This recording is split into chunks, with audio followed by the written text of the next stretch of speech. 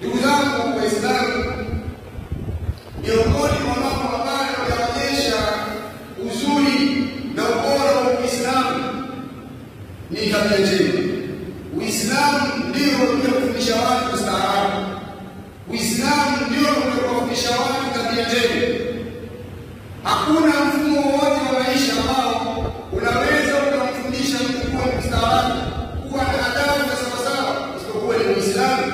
Allah subhanahu wa ta'ala anasema, laqad manna Allahu 'ala al-mu'minin, kwa hakika Allah subhanahu wa ta'ala amewaneemesha waumini, idh ba'atha fihim rasulan min anfusihim, ili alipotumia mtume anatoka nafsi zao, yatlu alayhim ayatihi, mtume huyo anasomea aya za Allah subhanahu wa ta'ala, wa yuzakkihim, na akiwatakasa, wa yuallimuhum al-kitaba wal hikma, na mtume huyo anafundisha kitabu cha Allah na anafundisha sunna ambayo ni mafundisho na maneno ya Mtume Muhammad sallallahu alayhi wa alihi wasallam, wa in kana fi qawlin rafi dalalin mubin. Allah subhanahu wa ta'ala anasema, kabla ya Qur'an wa kabla ya Mtume sallallahu alayhi wasallam, watu walikuwa wanaishi katika walala, walikuwa wanaishi katika upotevu, walikuwa wanaishi katika giza, kwa sababu walikuwa hawana ambaye kuwafundisha ustaarabu, hawana ambaye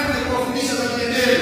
Kwa hiyo baada ya kuja Mtume sallallahu alayhi wasallam, Mtume akaja na Qur'an, akaja na sunna au maneno yake, akafundisha na akafundisha watu wenyewe namna ya kuwa wastaarabu, namna ya kuishi katika maisha haya ya dunia.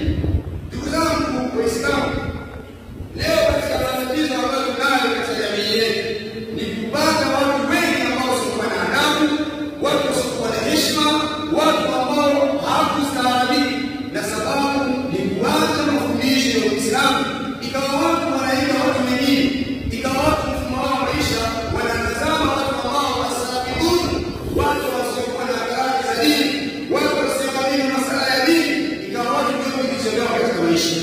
Ndugu zangu Waislamu, Allah subhanahu wa ta'ala amemsifu mtume wake Muhammad sallallahu alaihi wa alihi wasallam kuhusiana na tabia njema, akamwambia, wa innaka la ala khuluqin adhim, hakika wewe Muhammad upo katika tabia zilizokuwa bora za hali ya juu. Na sisi Waislamu tukaamrishwa na Allah subhanahu wa ta'ala kumfanya Mtume sallallahu alaihi wasallam ndio kigezo chetu katika mambo yetu katika maisha. Yaqulu Allah jalla wa ala, laqad kana lakum fi rasulillah uswatun hasana liman kana yarju Allah wal yawmal akhir wa dhakara Allah kathira. Allah subhanahu wa ta'ala anasema, nyinyi Waislamu kwa hakika mmekuwa na wazo njema, mmekuwa na kigezo chema kwa mtume wa Allah, lakini kigezo hicho liman kana yarju Allah, kwa yule mwenye kumtarajia Allah, wal yawmal akhir, na siku ya mwisho, wa dhakara Allah kathira. Al-Imam Ibn Kathir, al-Hafiz Ibn Kathir rahmatullahi alayhi, katika tafsiri yake alipokuwa anafasiri aya akasema, hadhihi al-ayatu al-karima aslun karim fi tahassi rasulillah sallallahu alayhi wasallam fi aqwalihi wa af'alihi wa aqwalihi. Imam Ibn Kathir anasema aya hii Allah subhanahu wa ta'ala aliposema, laqad kana lakum fi rasulillahi uswatun hasana, anasema Ibn Kathir aya hii ni msingi. Kila Muislamu aushike katika kumwiga Mtume sallallahu alaihi wasallam fi aqwali, katika maneno yake, wa ahwali, wa afali, na matendo yake, wa ahwali, na hali zake kwa ujumla. Kwa hiyo sisi kigezo chetu katika masuala ya adabu na ustaarabu, hatokei mtu yoyote aje kufundisha sisi Waislamu namna ya kuwa wastaarabu. Nabii Muhammad sallallahu alaihi wasallam kazi, mtume wetu Muhammad sallallahu alaihi wasallam anatosha sisi kufundisha namna ya kuishi. Hakuna namna wala Mtume sallallahu alaihi wasallam hajafundisha. Mtume kawafundisha watu mpaka adabu za kwenda chooni. Mtume kawafundisha watu mpaka adabu za Mungu kufanya jamii na mke wake. Jambo gani ambalo wewe Muislamu unahitajia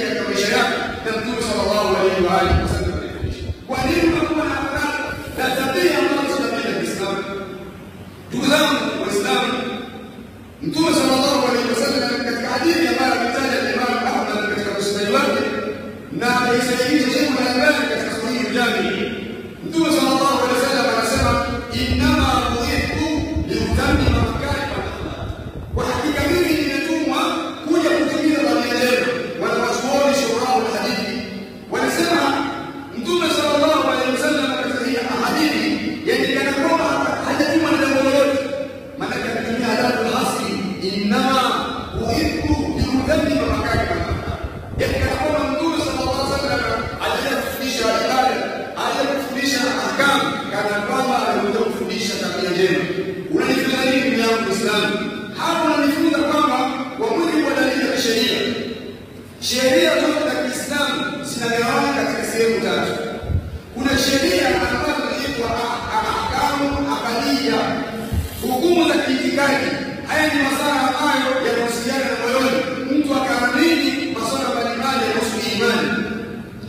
Ndani ya ahkamu hizi wanawachuoni wakaenda kitabu wakaita na ilmu kama ilmu hasa ikaitwa ilmu itikadi au ilmu usul din au ilmu sunna au ilmu sharia.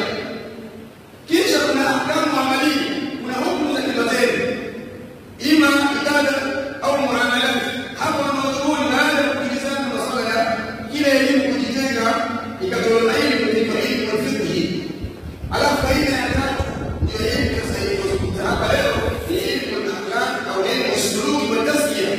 Elimu ya adabu inaweza ikawa wewe ni Muislamu, mashaallah, una akida nzuri, una itikadi nzuri, itikadi ya Ahlusunna wal Jamaa, hauna shida katika hilo, mashaallah, unajua halali na haramu, lakini upande huu wa adabu, tabia zako, miamala yako sio miamala aliyofundisha Mtume sallallahu alaihi wasallam. Wewe bado ukamilifu wa dini yako haijakamilika, na hilo Mtume sallallahu alaihi wasallam amelithibitisha katika hadithi ambayo ameitaja Imam Abu Daud rahmatullahi alayhi. Mtume sallallahu alaihi wasallam akasema, akmalul mu'minina imanan ahsanuhum akhlaqa. Mkamilifu Muislamu mwenye imani kamilifu ni yule Muislamu mwenye tabia njema. Kwa hivyo wala usoni unamaliza uswali kwako, kutoa zaka kwako, kuhiji, kuwa ni itikadi nzuri, bado lazima angalia miamala yako umeifanya na watu, tabia zako unaonyesha na watu. Je, ni tabia ambazo alizokuwa nayo Mtume sallallahu alaihi wasallam? Bwana Mtume sallallahu alaihi wasallam alipowatuma sahaba Muadh bin Jabal kwenda yeye na Abu Musa al-Ash'ari, katika maneno aliyowaambia, alimwambia ittaqillah haythu ma kuntum, mche Allah popote unapokuwa, wa atbi sayyi'atan hasanatan tamhuha wa khaliqin nasa khuluqan hasan. Alimwambia mche Allah popote unapokuwa, lakini kadhalika kufuatisha jema lile baya ambalo wewe umelifanya huwezi kulifuta. Innal hasanat yudhhibna sayyi'at, lakini Mtume sallallahu alaihi wasallam akasema wa khaliqin nasa khuluqan hasan.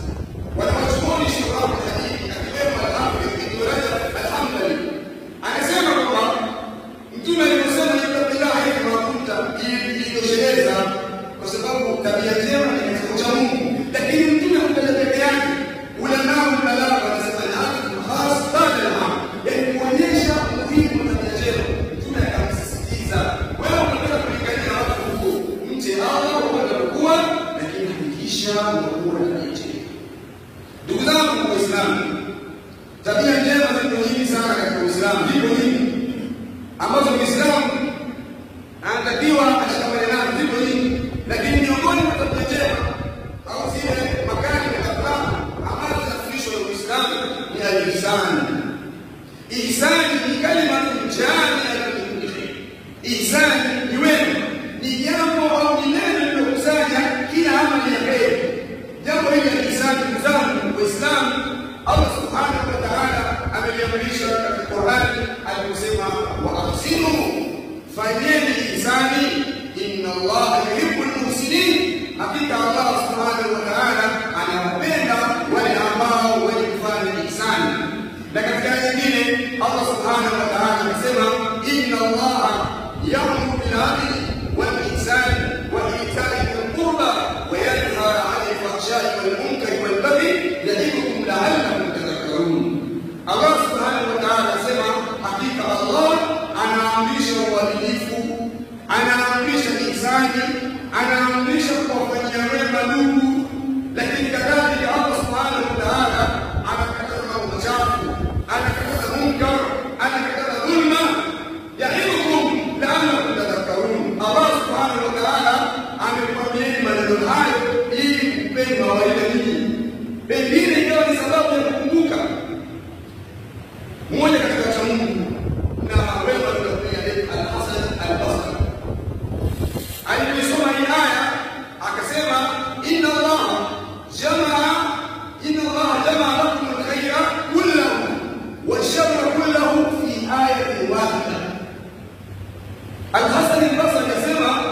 hakika Allah subhanahu wa ta'ala amekusanya kheri yote na shari yote katika aya moja. Sehemu gani?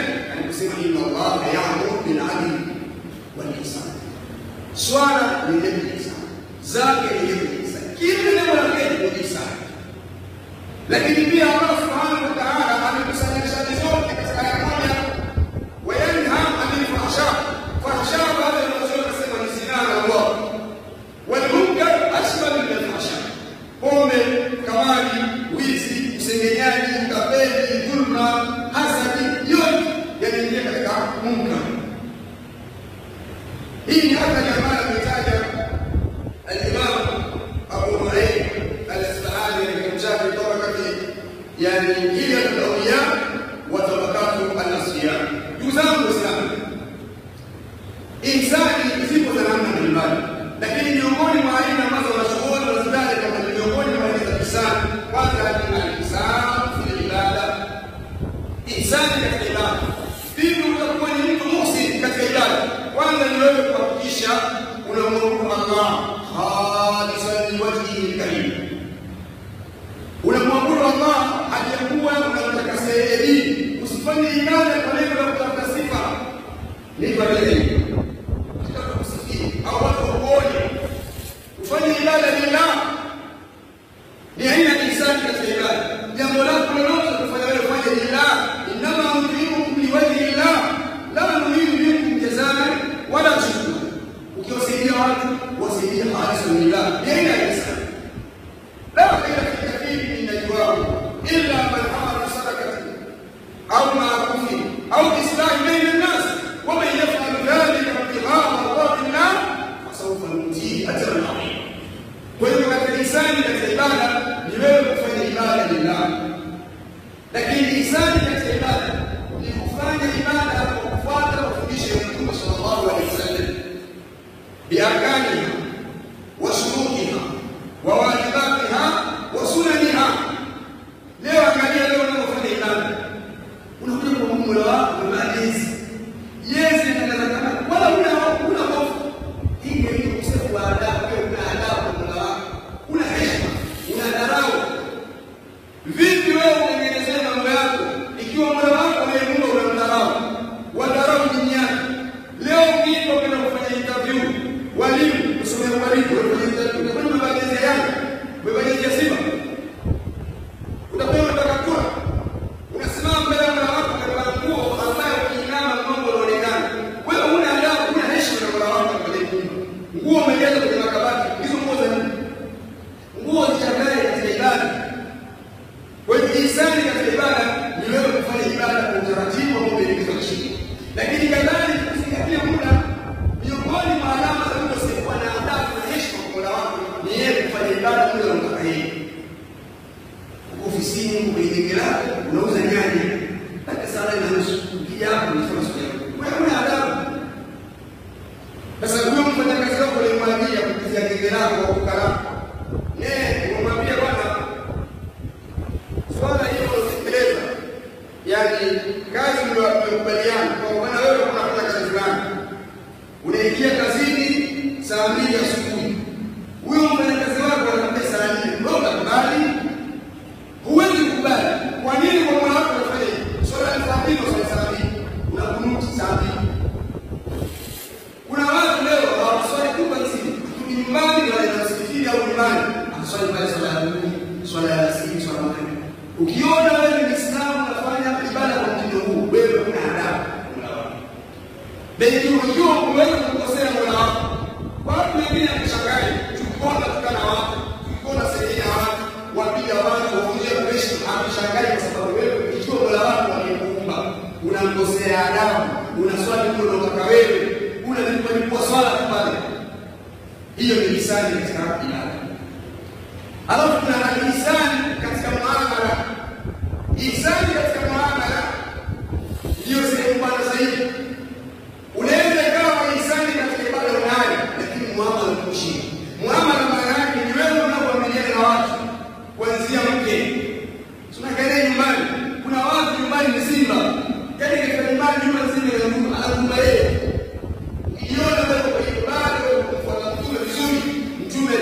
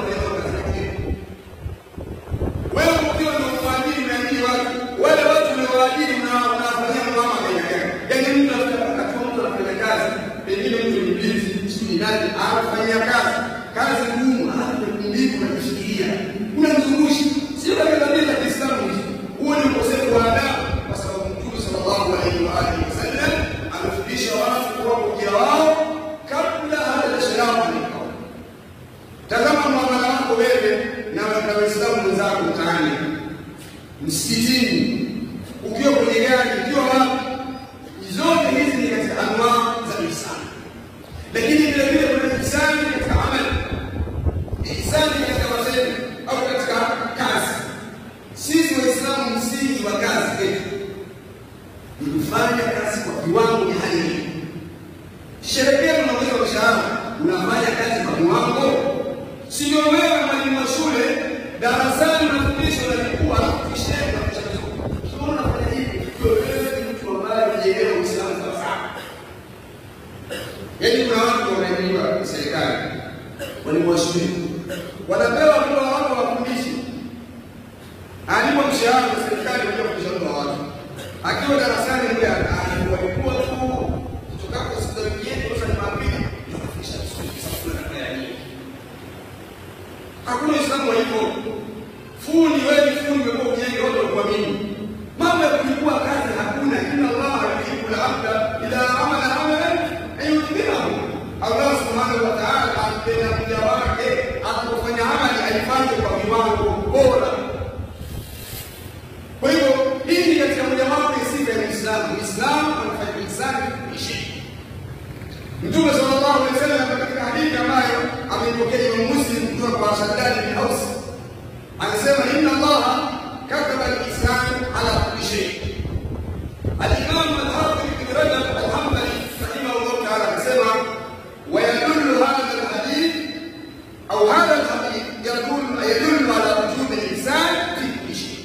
Anasema al-Hafiz ibn Rajab kwamba hadithi hiyo Mtume sallallahu alaihi wasallam inaonyesha wajibu wa kufanya ihsani katika kila jambo. Allah subhanahu wa ta'ala kwa majina yake mazuri na sifa zake njema tuwe katika watu ambao wasallallahu na kufuata kwa mazuri. Aqulu qawli hadha wa astaghfirullah li wa lakum wa lil muslimina wal muslimat fastaghfiruhu min kulli dhanbin.